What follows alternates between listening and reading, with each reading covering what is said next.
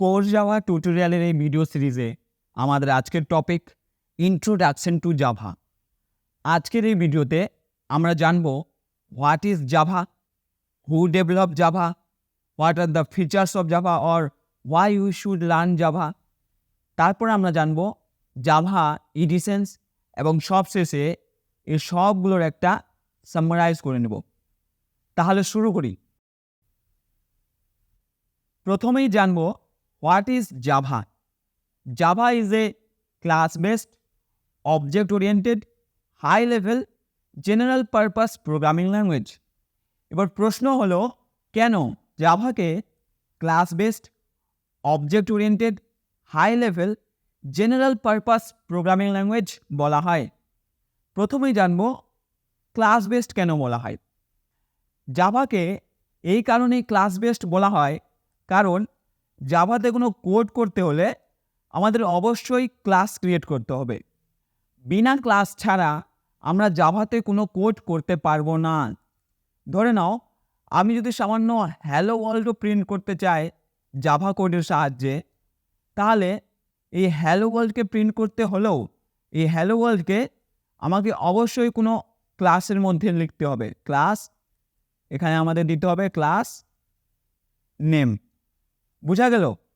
প্রত্যেকটা স্টেটমেন্ট আমাদেরকে অবশ্যই ক্লাসের মধ্যে লিখতে হবে।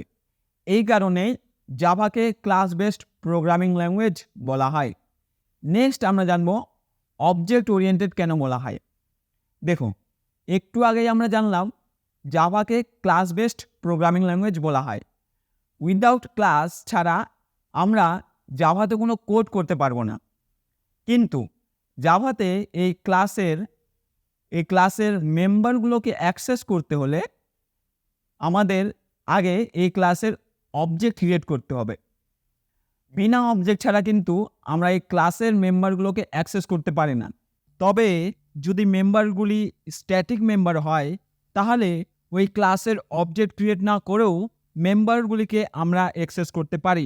কিন্তু সাধারণত আমাদের অবজেক্ট ক্রিয়েট করতে হয়। তাহলে কি দাঁড়ালো? জাভাতে কোড করতে হলে আমাদের অবশ্যই ক্লাস ক্রিয়েট করতে হবে। এবার ক্লাসের মেম্বারগুলোকে অ্যাক্সেস করতে হলে আমাকে এই ক্লাসের অবজেক্ট ক্রিয়েট করতে হবে। ঠিক আছে? এই কারণেই জাভাকে অবজেক্ট ওরিয়েন্টেড প্রোগ্রামিং ল্যাঙ্গুয়েজও বলা হয়। এবার অবজেক্ট কাকে বলে, অবজেক্ট মানে কি, আমরা যখন উফস পড়ব তখন এই ক্লাস অ্যান্ড অবজেক্ট সম্পর্কে ভালোভাবে জানব।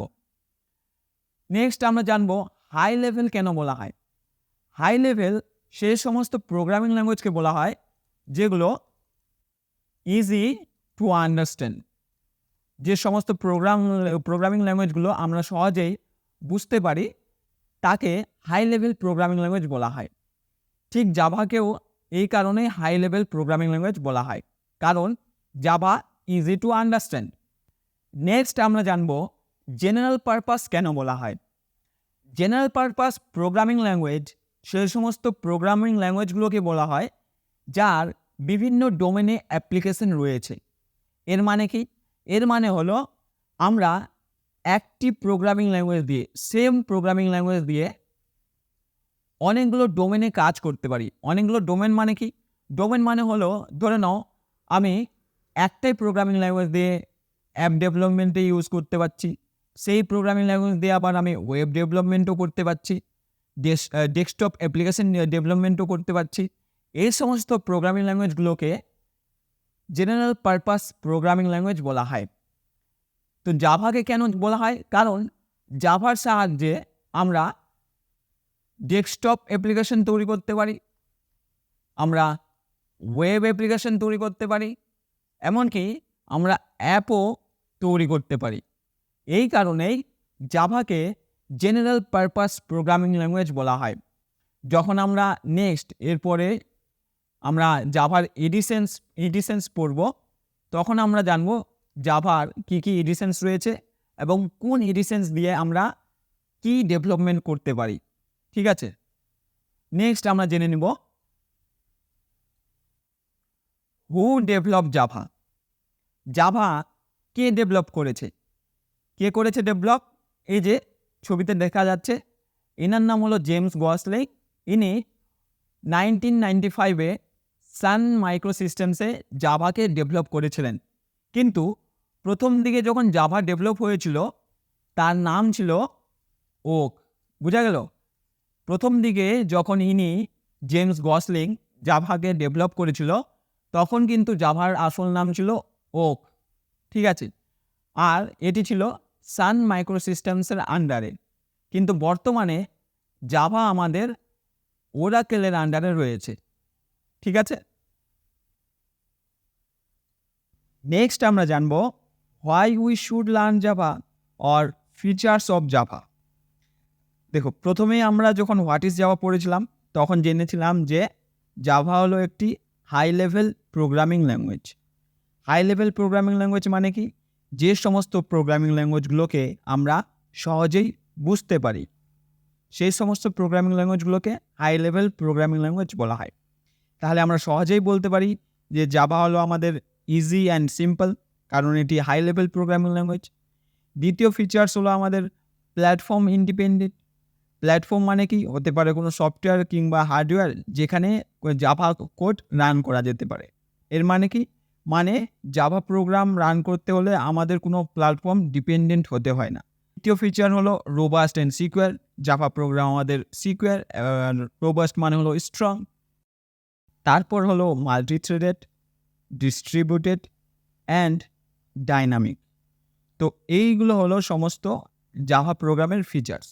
এই সমস্ত ফিচারগুলো আমরা সেপারেট ভিডিওতে ভালোভাবে বুঝবো। ঠিক আছে? এরপর আমরা জানবো জাভা প্রোগ্রামের কি কি এডিশনস রয়েছে। জাভা প্রোগ্রামের মোট 3টি এডিশনস রয়েছে।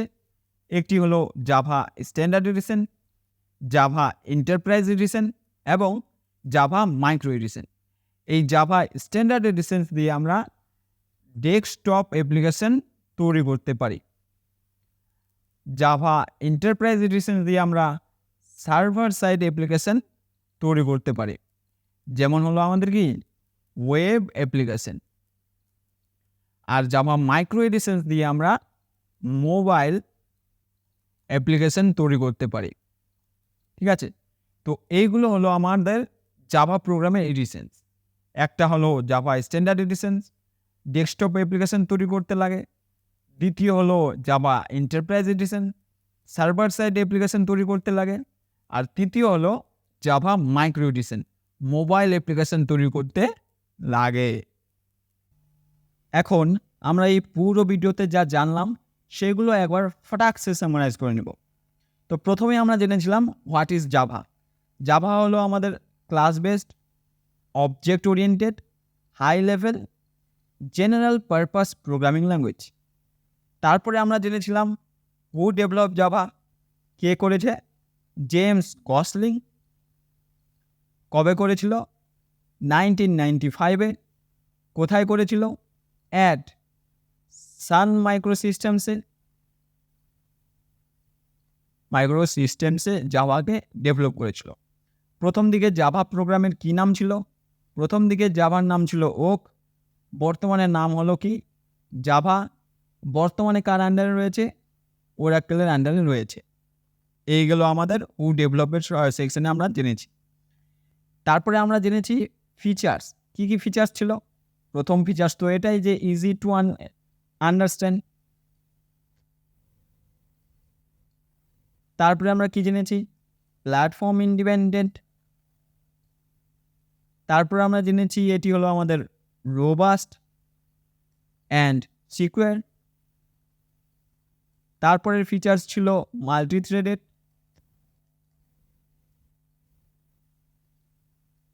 তারপরের ফিচার্স ছিল আমাদের ডিস্ট্রিবিউটেড অ্যান্ড অবশেষে আমরা আরেকটা ফিচার্স দেখেছিলাম, সেটি হলো ডাইনামিক। এই ফিচার্সটি আমরা জেনেছি। তো এইগুলো গেল জাভা প্রোগ্রামের ফিচার্স। 4 নম্বরে আমরা জানলাম জাভা এডিশনস। তাহলে জাভা প্রোগ্রামের কয়টি এডিশনস রয়েছে? 3টি এডিশনস রয়েছে। কি কি?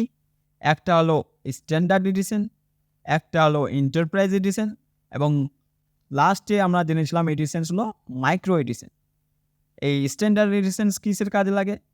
ডেস্কটপ অ্যাপ্লিকেশন ডেভেলপমেন্ট আমরা করতে পারি।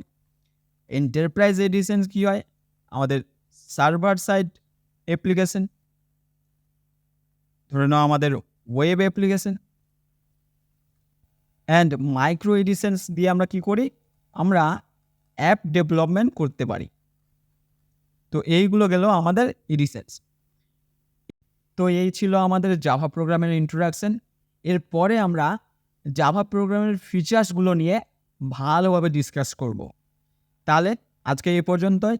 আর হ্যাঁ, যদি ভালো লাগে তাহলে অবশ্যই সাবস্ক্রাইব, লাইক, কমেন্ট, শেয়ার। ঠিক আছে, তাহলে দেখা হচ্ছে ফিচার্স নিয়ে ডিসকাস করার সময়। ওকে, বাই।